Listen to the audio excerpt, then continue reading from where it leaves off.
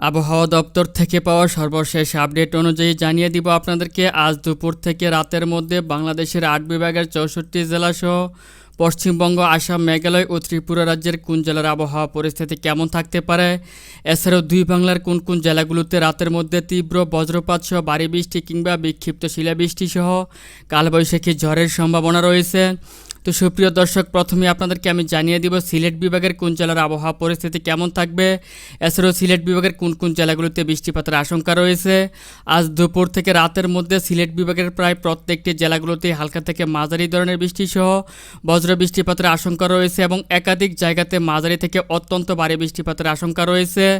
তার মধ্যে জকিগঞ্জ, জয়ন্তপুর, ছাতক, সুনামগঞ্জ, তারপর হচ্ছে জয়শ্রী, ধীরাল, কালীজুরি রয়েছে, বানিয়াচং, বালাগঞ্জ, কুলাউড়া, মৌলভীবাজার, বড়লেখা সহ এসব অঞ্চলের প্রায় অধিকাংশ জায়গাতে মাঝারি থেকে অত্যন্ত ভারী বৃষ্টিপাতের আশঙ্কা রয়েছে।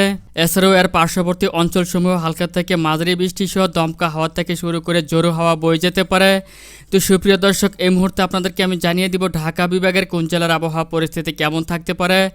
আজ দুপুর থেকে রাতের মধ্যে ঢাকা বিভাগেরও একাধিক অঞ্চলগুলোতে মাঝারি থেকে ভারী বৃষ্টিপাতের আশঙ্কা রয়েছে। তার মধ্যে নারায়ণগঞ্জ, হোমনা, নরসিংদী, কাপাসিয়া, গাজীপুর, দোহার, এদিক থেকে লোহাগঞ্জ, মুন্সিগঞ্জ, তারপর হচ্ছে নারায়ণপুর, এদিক থেকে রয়েছে আপনার ফরিদপুর, তারপর হচ্ছে রাজবাড়ী, মানিকগঞ্জ, নাগরপুর সহ প্রত্যেকটি অঞ্চলগুলোর উপর দিয়ে হালকা থেকে মাঝারি ধরনের বৃষ্টিপাত এবং দু এক জায়গাতে মাঝারি থেকে ভারী বৃষ্টিপাত হতে পারে। সেই সাথে দু এক জায়গাতে বিক্ষিপ্ত শিলাবৃষ্টি সহ কালবৈশাখী ঝড়ও হতে পারে।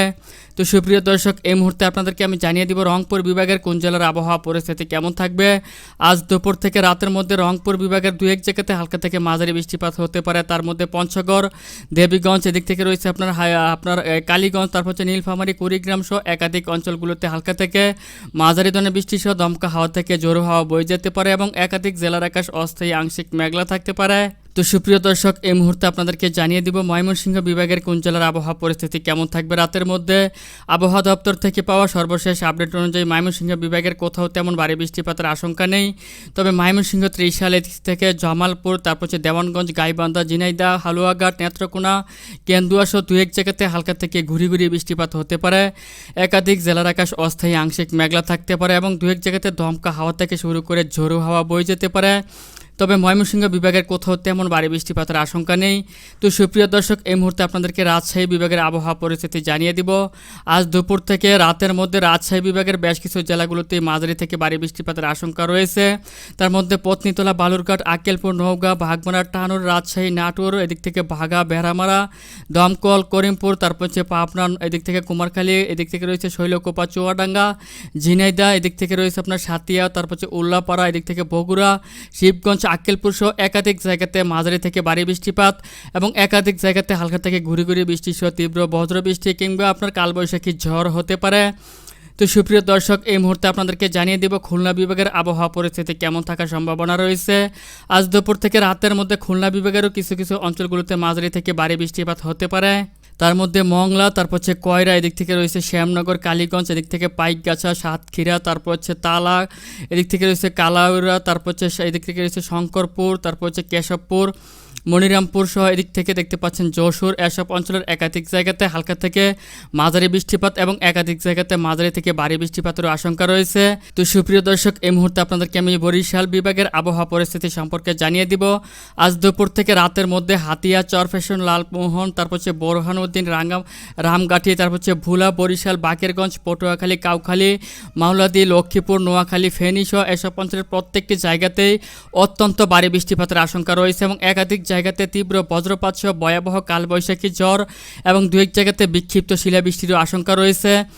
তাছাড়া এদিক থেকে শ্যানবাগ, তারপর হচ্ছে এদিক থেকে রয়েছে আপনার 14 গ্রাম, লাকসাম, এদিক থেকে রয়েছে মোহনগঞ্জ, তারপর হচ্ছে হাজীগঞ্জ, তারপর হচ্ছে নারায়ণপুর, কেশবপুর, কুরেশ, তারপর হচ্ছে বরুড়া, সোহাগঞ্জ, কুমিল্লা, চান্দিনা সহ একাধিক জায়গার উপর দিয়ে মাঝারি থেকে ভারী বৃষ্টিপাতের আশঙ্কা রয়েছে। তবে চট্টগ্রাম বিভাগের কোথাও তেমন ভারী বৃষ্টিপাতের আশঙ্কা নেই। একাধিক জায়গাতে হালকা থেকে মাঝারি বৃষ্টিপাত হতে পারে। তার মধ্যে রাঙ্গামাটি, তারপর হচ্ছে এদিক থেকে রয়েছে আপনার খাগড়াছড়ি, মানিকছড়ি, মিরসরাই, নাজিরহাট সহ দু এক জায়গাতে হালকা থেকে মাঝারি ধরনের বৃষ্টিপাতের আশঙ্কা রয়েছে। তবে পশ্চিমবঙ্গের এদিক থেকে কৃষ্ণনগর, বর্ধমান, তারপর হচ্ছে ভাটপাড়া, এদিক থেকে রয়েছে বসিরহাট, কলকাতা, দক্ষিণ 24 পরগনা, তারপর হচ্ছে চন্দ্রকোনা, কৃষ্ণনগর রয়েছে এদিক থেকে আপনার শান্তিপুর, তারপর হচ্ছে ধুমকা সহ একাধিক জায়গাতে মাঝারি থেকে অত্যন্ত ভারী বৃষ্টিপাতের আশঙ্কা রয়েছে। আসাম, মেঘালয় ও ত্রিপুরার একাধিক জায়গাতে হালকা থেকে মাঝারি বৃষ্টিপাতের আশঙ্কা রয়েছে। তবে এদিক থেকে কোলাশিব, শিলচর সহ একাধিক জায়গাতে মাঝারি থেকে অত্যন্ত ভারী বৃষ্টিপাতের আশঙ্কা রয়েছে। তো সুপ্রিয় দর্শক, এই ছিল এখনকার মতো আমার কাছে পাওয়া আজকের আবহাওয়ার সবচেয়ে গুরুত্বপূর্ণ এবং লেটেস্ট আপডেট।